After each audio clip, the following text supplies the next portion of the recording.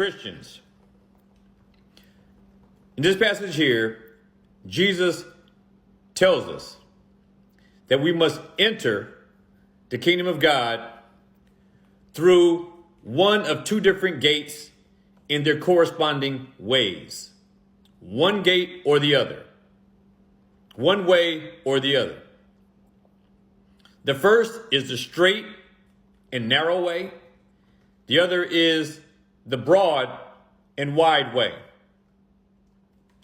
And the key thing is, he notices that he says, this is that coming through one of these gates, you must enter into the kingdom of God this way. So these gates are not at the end of our lives. They're not at the end of our Christian lives. They take place at the beginning of it. At the beginning of it. And it is important to understand that he is talking about entering into the kingdom of God or the kingdom of heaven. You must enter through one of these gates. You must enter it here. You don't exit this way. You enter.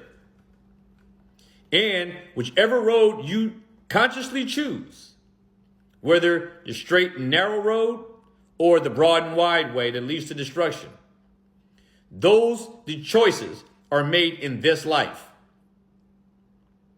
And if you would enter into heaven, the kingdom of heaven, you must enter through the straight and narrow way. And that happens in this life. And if it happens in this life, and if you must enter into it in order to obtain life, that means the kingdom of God that you must enter into is happening now. Christians, no matter what you understand about the kingdom of God, if you are a faithful believer of God, you are in his kingdom right now. You are in it at this very moment.